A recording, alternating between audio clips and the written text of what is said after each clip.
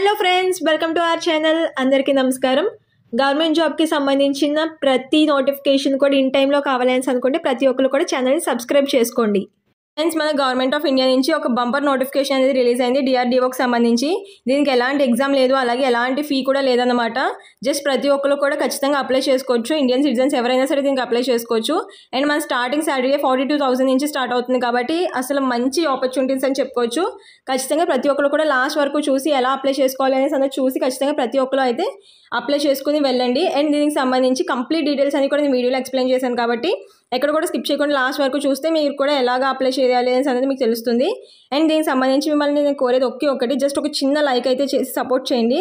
అలాగే మీ ఫ్రెండ్స్ అందరికీ కూడా యూజ్ అవుతుంది కాబట్టి ప్రతి ఒక్కరికి కూడా షేర్ చేయండి. అండ్ సబ్స్క్రైబ్ చేసుకుని బెల్ ఐకాన్ని క్లిక్ చేసుకోండి. మన గవర్నమెంట్ ఆఫ్ ఇండియాకి సంబంధించిన మినిస్ట్రీ ఆఫ్ డిఫెన్స్కి సంబంధించి మనకి ఒక బెస్ట్ నోటిఫికేషన్ అయితే రిలీజ్ అయిందనమాట. మనకి ఇక్కడ చూసినట్టయితే DRDOకి సంబంధించి వాకిన్ ఇంటర్వ్యూస్ అనేసి ఇక్కడ మనకి క్లియర్గా మెన్షన్ చేయడం అయితే జరిగింది. దీనికి సంబంధించి కంప్లీట్ డీటెయిల్స్ ఎలా అప్లై చేసుకోవాలి ఏంటి అనేసి అనేది అంతా కూడా క్లియర్గా మీకు ఎక్స్ప్లెయిన్ చేస్తాను.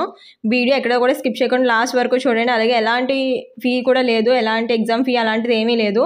సో ప్రతి ఒక్కరు కూడా లాస్ట్ వరకు చూసి అందరూ కూడా అప్లై చేసుకునే ప్రయత్నం అయితే చేయండి. అలాగే ఈ నోటిఫికేషన్ సంబంధించి ఎవరు అప్లై చేసుకోవచ్చు అనేసి ఇక్కడ మనకి క్లియర్గా మెన్షన్ చేయడం అయితే జరిగింది. ఇండియన్ సిటిజన్స్ ఎవరైనా సరే దీనికి అప్లై చేసుకోవచ్చు అనేసి ఇక్కడ మనకి క్లియర్గా మెన్షన్ చేశారనమాట. అండ్ దీనికి సంబంధించి మనకి రెండు రాష్ట్రాల వాళ్ళు ఏపీ అండ్ తెలంగాణ వాళ్ళందరూ కూడా దీనికి అప్లై చేసుకోవచ్చు కాబట్టి ప్రతి ఒక్కరికి కూడా ఈక్వల్గానే ఆపర్చునిటీస్ అన్నీ ఉంటాయి అన్నమాట. అలాగే దీనికి సంబంధించి ఇక్కడ శాలరీ డీటెయిల్స్ గురించి చూసినట్టయితే కనుక ఇక్కడ మనకి క్లియర్గా మెన్షన్ చేశారు. మనకి స్కై ఫండ్ అనేది వచ్చి మనకి 37,000 వరకు మనకి స్కై ఫండ్ అనేది రావడం ఉంటుంది. దాంతోపాటు మనకి HRE అంటే హౌస్ రెంట్ అలవెన్సెస్ కూడా మనకి వస్తాయి అనేసి ఇక్కడ మనకి క్లియర్గా మెన్షన్ చేశారనమాట. కాబట్టి మనకి స్టార్టింగ్ శాలరీ దగ్గర 42,000 వరకు కూడా వచ్చే ఛాన్సెస్ అయితే ఉన్నాయి. కాబట్టి ఇదంతా కూడా బెస్ట్ ఆపర్చునిటీ అనేది నేను చెప్తాను. ఎందుకనేసి అంటే మన స్టార్టింగ్ శాలరీ మనకి 42,000 వరకు వచ్చింది అనేసి అంటే కనుక మనకి చాలా మంచి ఆపర్చునిటీ అనేది చెప్పొచ్చు. కాబట్టి ఎవరికైతే ఎలిజిబిలిటీ ఉందో వాళ్ళందరూ కూడా మిస్ చేసుకోకుండా అప్లై అయితే చేసుకోండి. అలాగే ఇక్కడ మనకి నోటిఫికేషన్లో క్లియర్గా మెన్షన్ చేశారు ఓన్లీ ఇండియన్ సిటిజన్స్ కానీ అప్లై అనేసి. సో ప్రతి ఒక్క ఇండియన్ సిటిజన్ కూడా అప్లై చేసుకునే ఛాన్స్ అయితే ఉంటుందన్నమాట. అలాగే ఇక్కడ ఏజ్ లిమిట్ గురించి చూసినట్టయితే కనుక మనకి 18 ఇయర్స్ కంప్లీట్ అయిన వాళ్ళందరూ కూడా దీనికి అప్లై చేసుకోవడానికి అయితే ఎలిజిబిలిటీ ఉంటుంది. మనకి 18 ఇయర్స్ నుంచి 28 ఇయర్స్ వరకు జనరల్ వాళ్ళందరూ కూడా అప్లై చేసుకోవచ్చు. అలాగే ఏజ్ రిలాక్సేషన్స్ కూడా వర్తిస్తాయని ఇక్కడ మనకి క్లియర్గా మెన్షన్ చేయడం అయితే జరిగింది. SC ST వాళ్ళకేమో 5 ఇయర్స్, అలాగే OBC వాళ్ళకేమో 3 ఇయర్స్, ఫిజికల్లీ హ్యాండిక్యాప్డ్ వాళ్ళకేమో 10 ఇయర్స్ రిలాక్సేషన్స్ అనేవి వర్తిస్తాయి అన్నమాట. నోటిఫికేషన్కి అప్లై చేసుకోవడానికి ఎలాంటి ఫీ కూడా లేదు. మీకు అప్లికేషన్ ప్రాసెస్ కూడా చూపిస్తాను చూడండి. ఇక్కడ ఏదైతే మీకు ఈ నోటిఫికేషన్లోనే లాస్ట్ పేజ్లో ఏదైతే మీకు ఇచ్చారో ఈ ఫామ్ అనేది, ఈ ఫామ్ని ప్రింట్అవుట్ అయితే తీసుకోవాల్సి ఉంటుంది. ప్రింట్అవుట్ తీసుకున్న తర్వాత ఇక్కడ మనకి దీన్ని ఫిల్ చేయాల్సి ఉంటుంది అనమాట. జస్ట్ ఒక పేపర్ని ప్రింట్అవుట్ తీసుకుని ఇక్కడ మీ ఫోటో అనేది మీరు పెట్టాల్సి ఉంటుంది. దాని తర్వాత ఇక్కడ మీ నేమ్ అనేది బ్లాక్ లెటర్స్లో రాయాల్సి ఉంటుంది అనమాట. విత్ ఇనిషియల్ అనేది రాయాల్సి ఉంటుంది. తర్వాత మీ ఫాదర్ నేమ్, అలాగే మీ జెండర్ అనేది ఇక్కడ మెన్షన్ చేయాల్సి ఉంటుంది. అలాగే మీ కేటగిరీ అని ఏంటి అనేసి అనేది కూడా మెన్షన్ చేయాలి.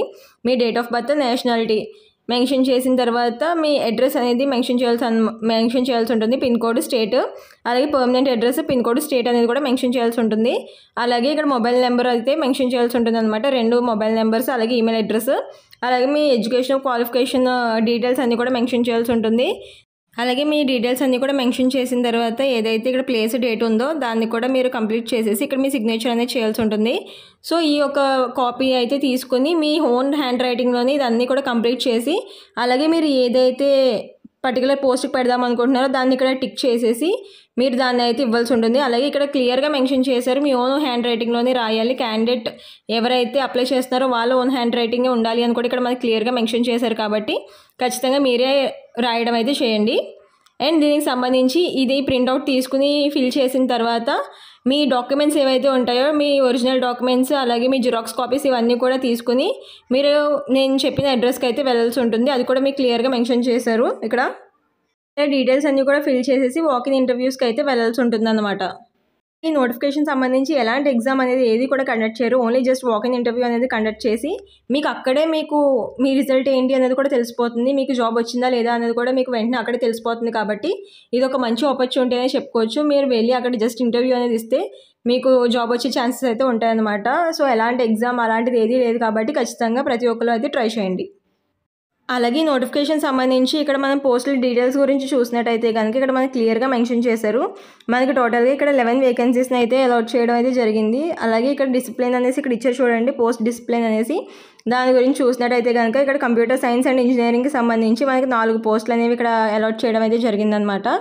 ఇక్కడ దీనికి సంబంధించి మనకి క్వాలిఫికేషన్ చూసినట్టయితే కనుక కంప్యూటర్ సైన్స్ చేసిన వాళ్ళు, అలాగే ఇక్కడ ఏఐకి సంబంధించి, అలాగే డేటా సైన్స్కి సంబంధించి, డేటా సైన్స్ ఇన్ఫర్మేషన్ సైన్స్కి సంబంధించి ఎలాంటి క్వాలిఫికేషన్ ఉన్నా సరే ఖచ్చితంగా ప్రతి ఒక్కరు కూడా ఈ ఎలిజిబిలిటీ కలిగి ఉంటారనమాట కంప్యూటర్ సైన్స్ ఇంజనీర్కి సంబంధించి.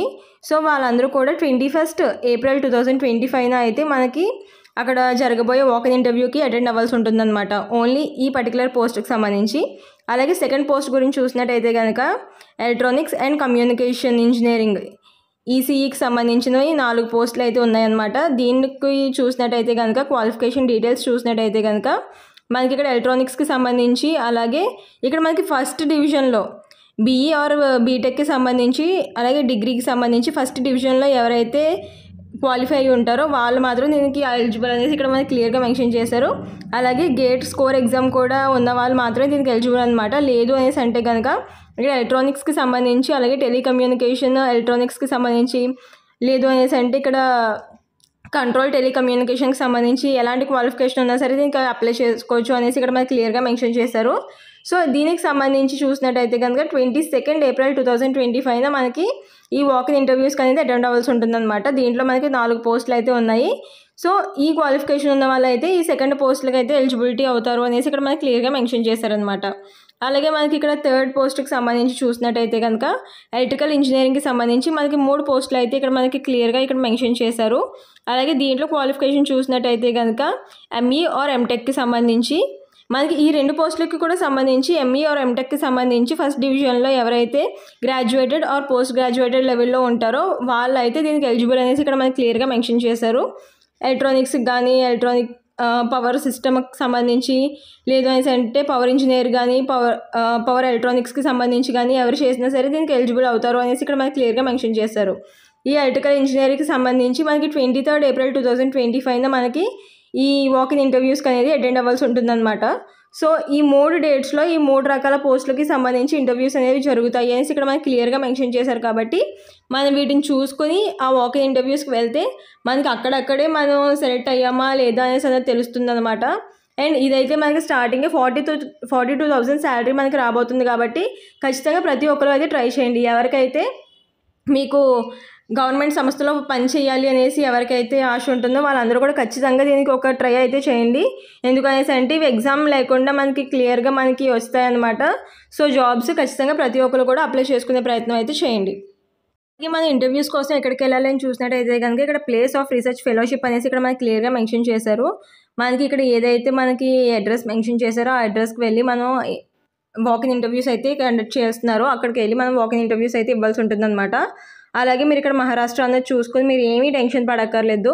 ఎందుకనేసి అంటే మనం అక్కడ ఓన్లీ 2 years మనం చేసిన తర్వాత మనకి దాన్ని ఎక్స్టెండ్ చేసి ఇంకో 2 years అనేది అలా పెంచడం అయితే జరుగుతుంది. మనల్ని అయితే తీయరు ఖచ్చితంగా. వాళ్ళు అయితే మనకి ఎక్స్టెండ్ చేసిన తర్వాత మనకి దగ్గరలో ఉన్న హైదరాబాద్ అలా మన లొకేషన్స్లో కూడా మనం ట్రాన్స్ఫర్ చేసుకునే అవకాశం అయితే మనకి ఖచ్చితంగా అది కల్పిస్తారు. కాబట్టి ఖచ్చితంగా దీనికైతే ఖచ్చితంగా అప్లై చేసుకుంటే మంచి శాలరీస్తో పాటు మంచి బెనిఫిట్స్ కూడా మనకు వస్తాయి అని చెప్పుకోవచ్చు. కాబట్టి ఎవరికైతే ఎలిజిబిలిటీ ఉందో వాళ్ళందరూ కూడా ఖచ్చితంగా అప్లై చేసుకునే ప్రయత్నం అయితే చేయండి.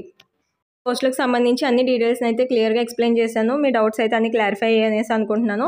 ఇంకా ఏమైనా డౌట్స్ ఉంటే కనుక ఖచ్చితంగా కమెంట్ సెక్షన్లో కమెంట్ చేసి అడగండి. నేను ఒకసారి ఈ ఏదైతే నోటిఫికేషన్ ఉందో ఆ నోటిఫికేషన్ని మీకు ఒకసారి నేను లింక్ ప్రొవైడ్ చేస్తాను కింద డిస్క్రిప్షన్లో. వాటిని చెక్ చేసి మీరు ఏమేమి సర్టిఫికేట్స్ అవి తీసుకెళ్ళాలి అని కూడా మీరు ఒకసారి చూసుకోవచ్చు. అండ్ ఒకసారి మీరు ఈ పర్టికులర్ ప్రింట్అవుట్ కూడా తీసుకుని మీరు దాన్ని ఫిల్ చేసి తీసుకెళ్తే సరిపోతుంది మీ రెజ్యూమ్తో పాటు. సో మీకు ఈ ప్రాసెస్ అంతా కూడా ఈజీగానే ఉంటుంది. కాబట్టి ఖచ్చితంగా ప్రతి ఒక్కరు కూడా అప్లై చేసుకోవడానికి అయితే ట్రై చేయండి. ఇంకా ఏమైనా డౌట్స్ ఉంటే కనుక కమెంట్ సెక్షన్లో కమెంట్ చేసి చెప్పండి. అండ్ ప్రతి ఒక్కరు కూడా మీ దగ్గర నుంచి నేను ఎక్స్పెక్ట్ చేసేది ఒకే ఒక చిన్న లైక్. సో అది నాకు ఇంకా సపోర్టివ్గా ఉంటుంది. మీరు నాకు అలా సపోర్ట్ చేసినట్టు ఉంటుంది. సో ప్రతి ఒక్కరు కూడా ఒక చిన్న లైక్ చేసి సపోర్ట్ చేయండి. అలాగే మీ ఫ్రెండ్స్ ఎవరికైతే యూజ్ అవుతుందో వాళ్ళందరికీ కూడా షేర్ చేయండి. అండ్ సబ్స్క్రైబ్ చేసుకుని బెల్ ఐకాన్ని క్లిక్ చేసుకోండి. Please do like, share and subscribe for more information. Thank you for watching.